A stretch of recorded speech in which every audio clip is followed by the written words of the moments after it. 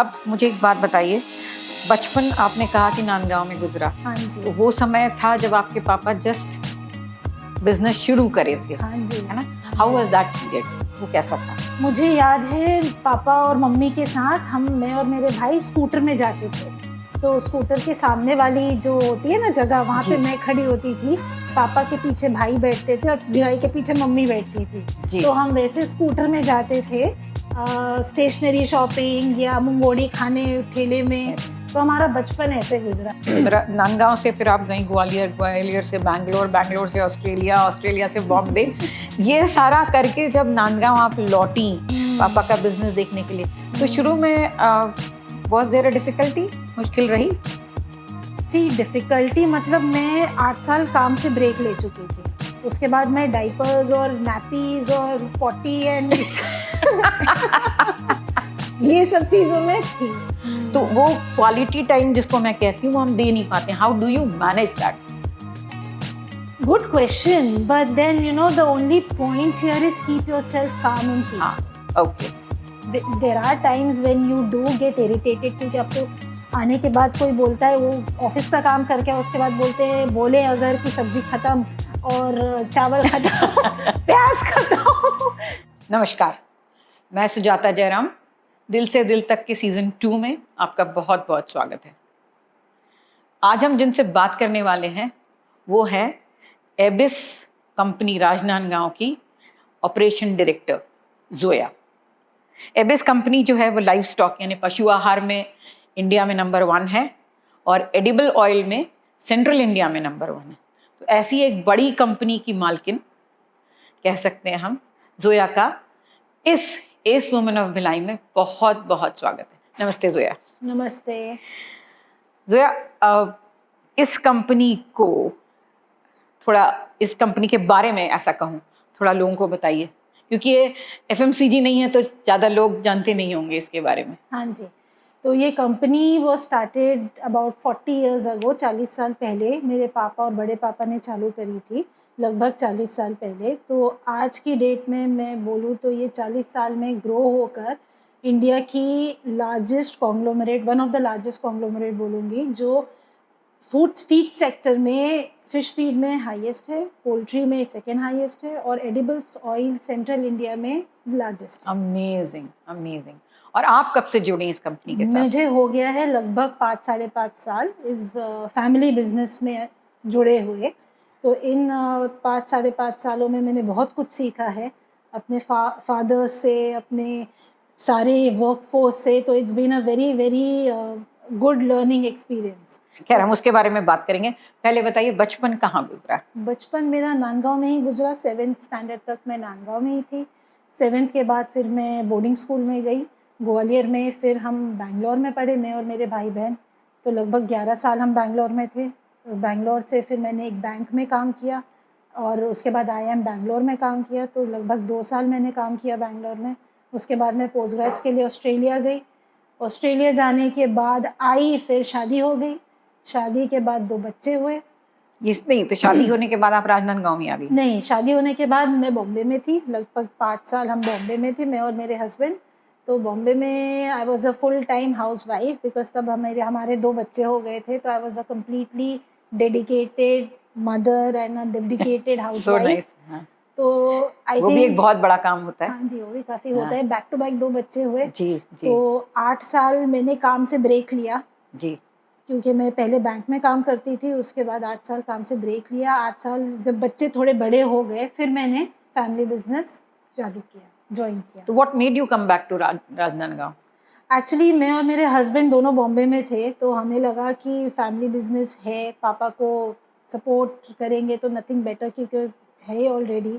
तो let us go there and start working. तो यही सोच के then me and my husband came here. Okay. अब मुझे एक बात बताइए, बचपन आपने कहा कि नांदगांव में गुजरा। हाँ जी। तो वो समय था जब आपके पापा जस्ट बिजनेस शुरू करे थे। हाँ जी, है ना? हाँ हाउ जी। Was that period? वो कैसा था? मुझे याद है पापा और मम्मी के साथ मैं और मेरे भाई स्कूटर में जाते थे।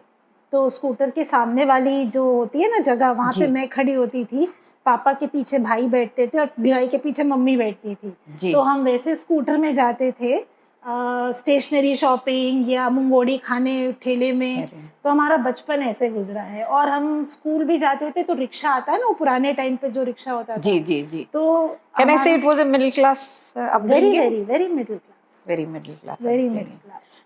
तो तो उस समय जब आप बड़ी हो रही थी, या जैसे एक लड़की सपने देखती है, you knew that your father is going to reach somewhere?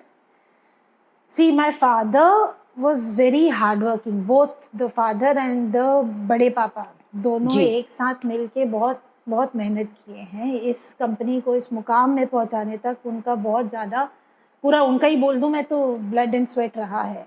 And mothers on the other side I have seen कि how when they were working they were handling completely silently. Back end में उस time पे यही होता था कि back end में mothers used to be silently handling the entire family, जी जी और fathers used to be professionally पूरा। जी तो I have ji seen that upbringing कि how they used to balance their family so तो nicely। राजनांदगांव से ही थी आपकी फैमिली शुरू से? हाँ जी, नांदगांव से ही। राजनांदगांव से थी। हाँ। अब जब पापा ने ये बिजनेस शुरू किया और आप कह रही हैं कि मम्मी लोग घर देखते थे, तो एक साधारण मुस्लिम फैमिली में जो पर्दे में हैं, और उसके बाद फिर सडनली आप, जैसे आपको देखकर या आपके बाकी परिवार को देखकर भी लगता है कि आप लोग प्रोग्रेसिव मुस्लिम्स हैं, तो ये जब आप ट्रांजिशन जो आपका हुआ, ये कैसे हुआ?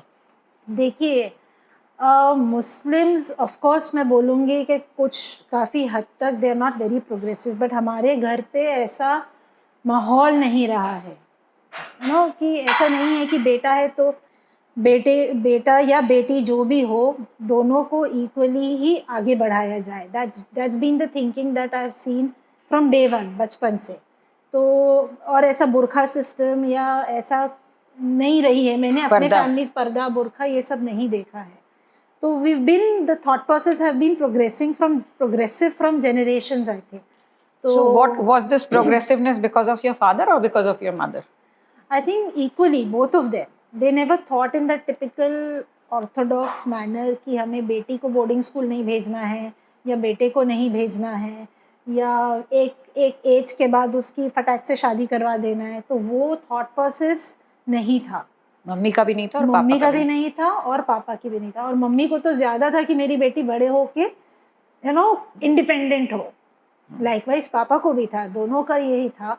तो आई थिंक दोनों साथ में दैट हैज कल्टिवेटेड इन मी कि लाइफ में कुछ करो। तो आप नांदगांव से फिर आप गई ग्वालियर, ग्वालियर से बैंगलोर, बैंगलोर से ऑस्ट्रेलिया, ऑस्ट्रेलिया से बॉम्बे, ये सारा करके जब नांदगांव आप लौटी पापा का बिजनेस देखने के लिए, तो शुरू में वाज देयर अ डिफिकल्टी? मुश्किल रही? सी डिफ़िकल्टी मतलब मैं 8 साल काम से ब्रेक ले चुकी थी। उसके बाद मैं डाइपर्स और नैपीज़ और पॉटी एंड ये सब चीज़ों में थी। तो जब मुझे ऐसा था, पापा only pushed me and mother mom also कि बेटा निकलो और अब करो कुछ करो, है ना। तो जब मैं पहले जाती थी तो ऑफिस थोड़ा टाइम लगा उस कल्चर में फिर से ढलने के लिए, but because I had the support of everybody, even my husband, so I could do it easily. अच्छा। So जब आप ये जैसा कह रही हैं आपकी motherhood also is a big challenge, बल्कि मैंने तो कहीं पढ़ा था कि raising a garden for 3 years and bearing a child for 3 months is equal. Motherhood is so beautiful and so important. और मैं देखती हूँ कि जनरेशन अभी जो है, क्योंकि सपोर्ट सिस्टम हमारे इंडिया में इतना अच्छा होता है कि मदरहुड इतना नहीं अखरता जितना कि वेस्टर्न कंट्रीज में मदरहुड ज़्यादा डिफिकल्ट है, हमारी कंट्री में उतना नहीं है। तो ये मदरहुड से जब आप ऑफिस में आई, was there a guilt? Of course there was a guilt and there is a little guilt factor always because initially ज़्यादा था क्योंकि आई वॉज अ वेरी, क्योंकि मैं खाना भी खुद खिलाती थी, खाना भी खुद बनाती थी, बच्चों को कपड़े भी मैं खुद ही खिलाती थी, नहलाना everything I used to do myself. मतलब वो एक मुझ पे वो था कि मुझे ही करना है, मेरे बच्चे हैं, मुझे करना है। आज भी मैं वही हूँ, बट बिकॉज बच्चे बड़े हो गए, इंडिपेंडेंट हो गए, तो I think they need that space, तो I am able to give that. लेकिन हाँ, वो गिल्ट फैक्टर होता है। लेकिन then I had my mom coming in, she still comes in, then पूरी फैमिली सपोर्ट सिस्टम सपोर्ट बहुत सिस्टम अच्छा अच्छा होने रहता से है, तो इंडिया में हमको वो guilt factor, एडवांटेज वो एक बहुत बड़ा एडवांटेज है, मिल मैं जाता है। कहूँगी हाँ जी। छोटा मोटा नहीं, बहुत बड़ा एडवांटेज है। सो एबिस को जब आपने ज्वाइन किया तो आपने शुरू से कॉर्पोरेट ऑफिस में आई आप, या यू आपने समझा, क्योंकि जब आप गई होंगी यहाँ से तो कंपनी इतनी बड़ी नहीं रही होगी, आई एम श्योर। आप बीच बीच में प्रोग्रेस जरूर देखती रही होंगी अपने पापा का, हाँ जी। बट जब आप गई थी ग्वालियर उस टाइम से और आप जब वापस लौटी कंपनी ज्वाइन करने में, तब तक there was lot of water which had flown down the benches. तो 360 डिग्री पूरा हाँ, चेंज हो चुका तो वो था। उसको कैसे आपने अडॉप्ट किया? उस टाइम जब मैं ग्वालियर गई थी तब मैं 7th स्टैंडर्ड में थी, तो तब मैं बिजनेस में इन्वॉल्व, तब तो मतलब कि हम उतना नहीं देखते थे, मतलब it was very different. But जानते थे कि पापा क्या कर रहे हैं? हाँ, जानते थे पापा क्या कर रहे हैं। उस टाइम हमें बिजनेस की उतनी अकल नहीं थी 7th स्टैंडर्ड में। नेचुरल। उसके बाद जब मैंने जब 2018 एंड में ज्वाइन किया बिजनेस, तब मैंने एक्चुअली देखा कि हम कितने आगे बढ़ चुके हैं। तो तब रियलाइज हुआ कि there is so much to do, मतलब क्या सफर रहा है अभी तक। Wonderful journey, you must be feeling very proud of your father, क्योंकि कहाँ से कहाँ आ गए थे तब तक आप। आई मीन जैसा मैंने आपसे कहा कि there was lot of water which had flown down. Yes. तो जब आपने ये कंपनी ज्वाइन करी तो किस ओहदे पे आप आई सबसे पहले? मैं as a director finance join करी, क्योंकि मैंने मास्टर्स की डिग्री फाइनेंशियल मैनेजमेंट में ली थी, तो फाइनेंस के डोमेन से मैंने चालू किया। लेकिन जब पूरा बैलेंस शीट, पीएनएल ये सब देखने लगी, नंबर्स देखने लगी, तो और रिव्यू होता है मेरा पापा के साथ, तो जब ये होता है तो फिर जब तक कि वो नंबर्स की जड़ नहीं पता आपको, तो आप नंबर्स को कंट्रोल नहीं कर सकते। तो you need to be connected to the ground, to actual what is happening on the ground, on the sales, on the production. If you don't know the reality there, you'll never be able to I totally agree. manage the numbers. I totally agree. Operations is the main area. हाँ जी। Which gives you the confidence to control the numbers. Yes. तो वो जानना, practical experience लेना बहुत ज़रूरी था। तो फिर मैं धीरे धीरे ऊपर से ज्वाइन करी, फिर धीरे धीरे नीचे आई। नीचे आए तो सबसे पहले कौन सा फील्ड आपने चुना? मैं पहले पोल्ट्री से ज्वाइन करी। पोल्ट्री से ज्वाइन करी। पोल्ट्री को मैंने समझा, गहराई तक जाते गई। उसके बाद मैंने फिश फीड, श्रिम्प फीड और हाँ, कमर्शियल पोल्ट्री फीड, ये सारी चीज़ें देखना, आईटी, ये सारी चीज़ें देखना चालू करी। ये जो लाइव स्टॉक जो हम कहते हैं पशु आहार, ये अक्सर हमने देखा है कि दिस इज मेनली लोग पोल्ट्री, बकरी, गाय, बस इतना ही लोगों को पता होता है। एनिमल फीड में, लाइव स्टॉक के बारे में अगर हम बात करें तो अभी जैसे आपने श्रिम्प बताया या फिश बताया, ये हम लोग कॉमन आदमी, हमारे जैसे कॉमन आदमी के लिए ये एक नया फील्ड लगता है। पुराने टाइम से रहा होगा, क्योंकि मछली पकड़ने के लिए जब जाला डालते हैं उसमें पता है कि मछली को कुछ तो खाने को देते हैं, पर live stock and shrimp and all that ये नहीं पता। इसके बारे में थोड़ा बताएंगे?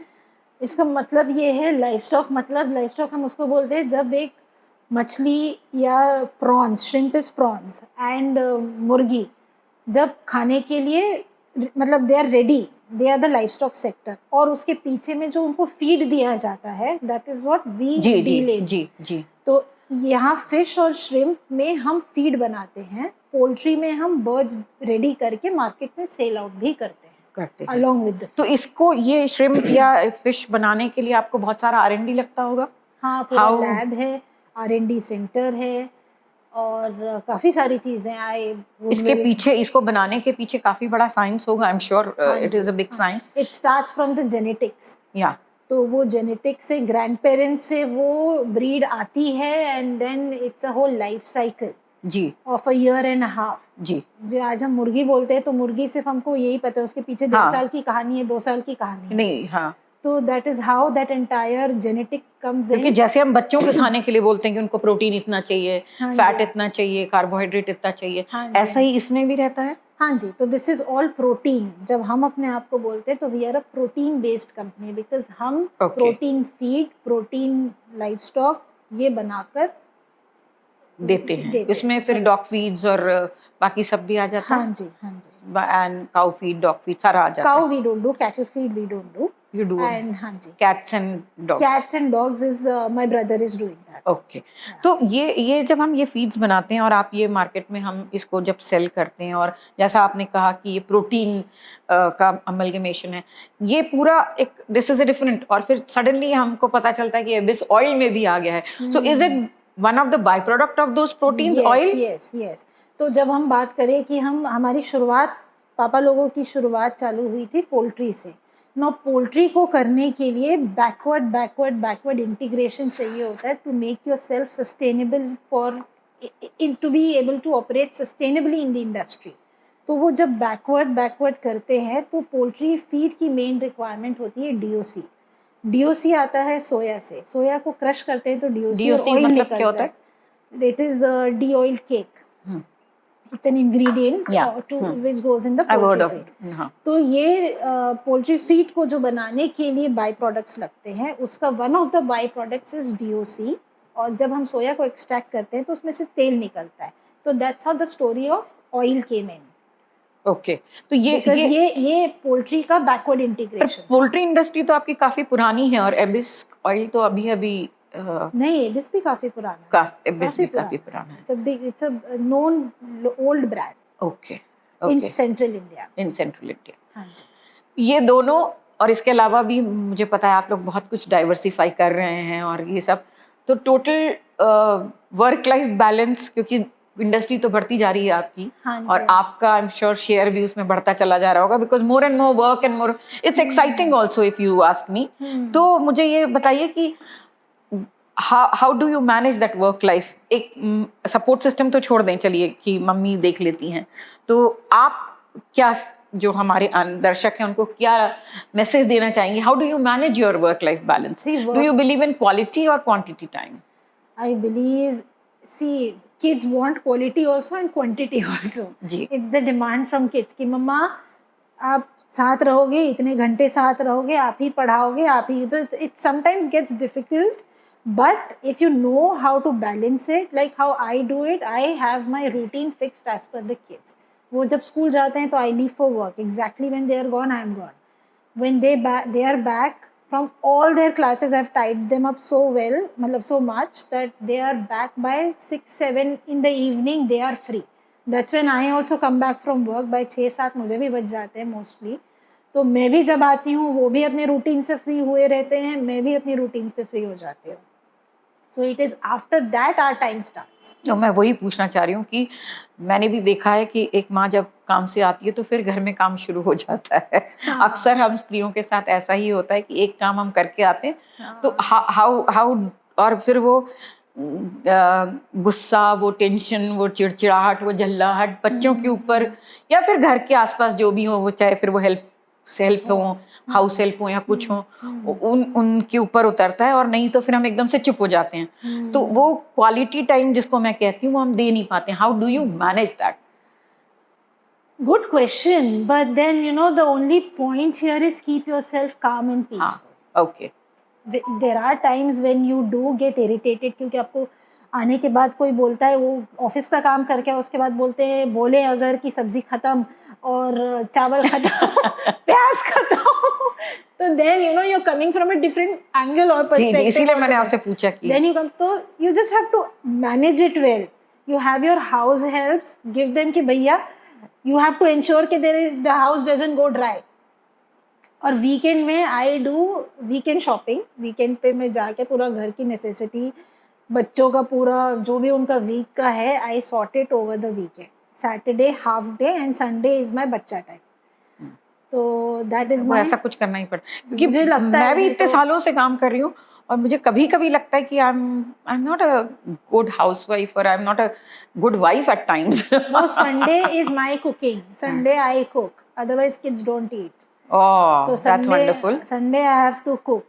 उसके बाद दे टेल मी कि मम्मा मुझे हफ्ते भर में टिफिन में क्या क्या ले जाना है, तो cake, donuts, blah blah blah. So that's me my passion. I cook that over the weekend. तो that is I cook and keep कि भैया हफ्ते का I have cooked, now don't tell me over the week कि क्या चाहिए, जो बोलना है आज बोल दो. So Zoya, after all this mummy के रूप में और डायरेक्टर ऑपरेशंस के रूप में और सारा कुछ खत्म होने के बाद, जोया अपने आप में what is her self Positive and negative. My positives and my negatives. Or I should say strength and weaknesses. Weakness can, that's good. I don't know. My strength, if I have to say, I think my kids and my family. Yeah. So your personality traits.